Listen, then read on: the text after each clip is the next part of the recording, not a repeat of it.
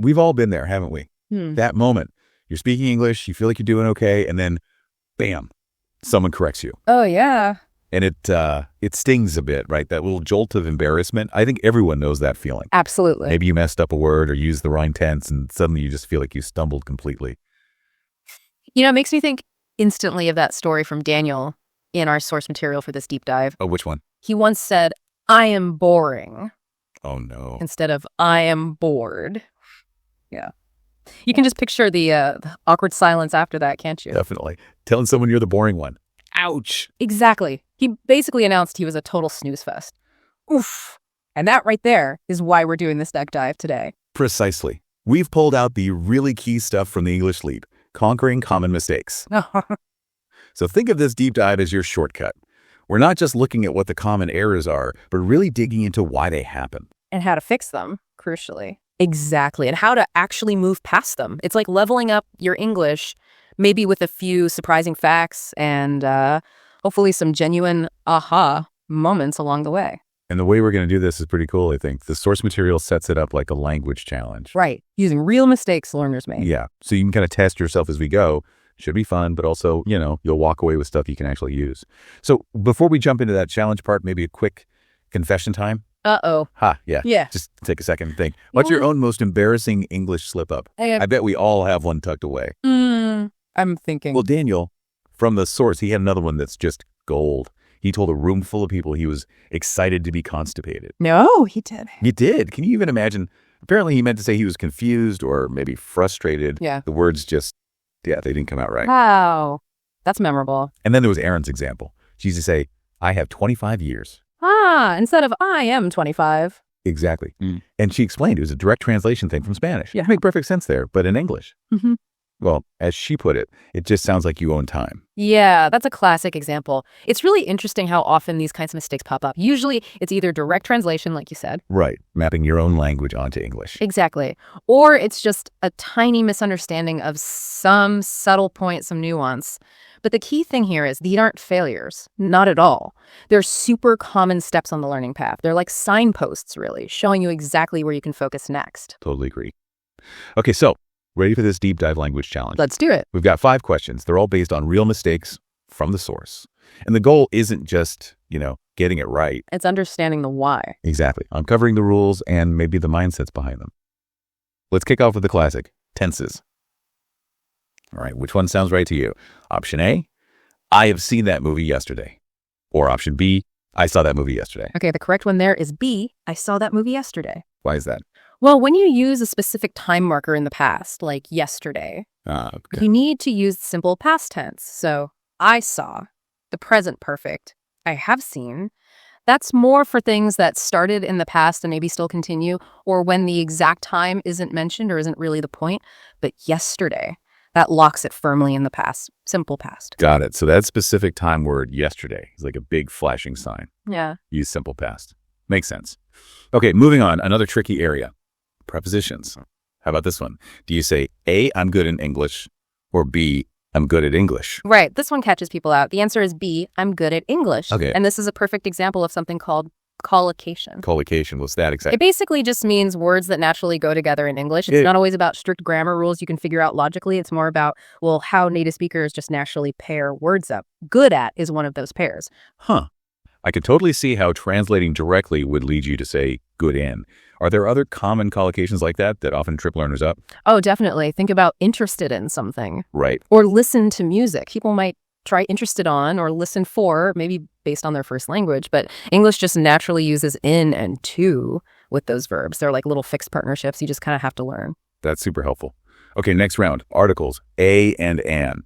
This one's subtle that catches so many people, which is correct. A, she's an honest person, or B, she's an honest person. Okay, the correct choice here is A, she's an honest person. Even though honest starts with an H. Exactly, because the H in honest is silent. The word actually starts with a vowel sound, that O sound. And the rule for A versus an is all about the sound that comes next, not necessarily the letter itself. Vowel sound gets an. Wow. Okay, it's purely about the sound. Mm-hmm. That's a really key detail. I bet that's an aha moment for a lot of people listening right now. And speaking of key terms, you mentioned one just now, collocation. That sounds important. Can you unpack that a little more for us? Maybe give us that really strong example from the source. Yeah, absolutely. Collocation is super important if you want your English to sound natural, not just, technically correct. It just means words that habitually go together. We talked about good at. Right. But a really powerful one from the source material is about mistakes themselves. We say, make a mistake. Not do a mistake. Exactly. Even though do seems like a general verb for actions, the word mistake in English always pairs with make. Getting these pairings right makes a huge difference to sounding fluent. That makes total sense. Okay. Challenge round 4. A common phrase mistake. What's wrong with saying this? I look forward to meet you. Ah, yes. A very common one. The error is right at the end. It should be. I look forward to meeting you. Meeting. With ing. Yes. The key thing to understand here is that to isn't indicating an infinitive verb like to meet. It's actually part of the fixed phrase look forward to. Okay. And this particular structure, look forward to, requires a gerund after it. A gerund. Remind me what that is again? It's the ing form of a verb when it's acting like a noun.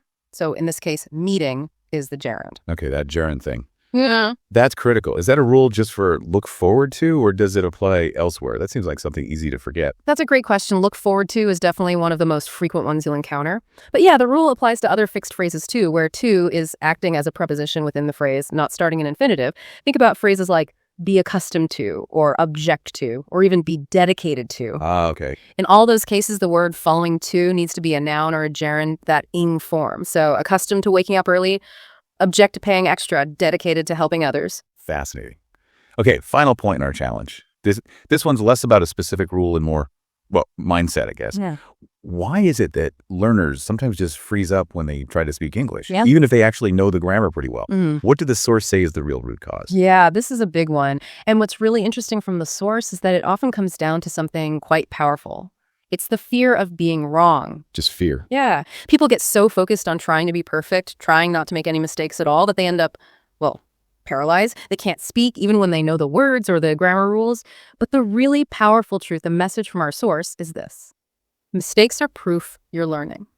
If you think about the bigger picture, it's about making a shift, moving away from what you might call grammar anxiety. Right, that feeling of panic. Exactly. And moving towards what psychologists call a growth mindset. That fear of being wrong, Yeah. gosh, it's so crippling sometimes. I've definitely felt that. Yeah. But how do you actually do that? How do you make that shift from being anxious about grammar to actually, embracing the mistakes? Mm-hmm. What's the practical takeaway for someone feeling stuck? Right. And the source really emphasizes this idea. Mistakes are proof you're learning. It sounds simple, but it totally flips the script, doesn't it? Yeah, it does. Instead of chasing this impossible goal of perfect, flawless English, which honestly just sets you up for disappointment, the real insight is to chase progress. Every little error you make, it's not a failure sign. It's actually like a little flag. The flag. Yeah, a little flag showing you exactly where your next learning opportunity is. That's the heart of having a growth mindset in language learning. You see challenges, mistakes, not as roadblocks, but as stepping stones. So the core message is don't chase perfection, chase progress. That is such a crucial point. And speaking of letting go, I hear Daniel, after losing the challenge in the source, had to literally sing, "Let it go." Huh. Did he really? Apparently so. Must have been quite a performance. But, the real win here is for all of us, just understanding these deeper ideas. Absolutely. And maybe just to nail these down for everyone listening, let's quickly recap those core concepts we've touched on. Understanding these can really speed up your learning. Good idea. Okay. First, collocation. Remember, those are words that just naturally belong together in English, like make a mistake. It just sounds right. Got it. Second, the gerund. That's a verb ending in ing that acts like a noun, like meeting in. I look forward to meeting you. Okay, gerund. Check. Third, that growth mindset.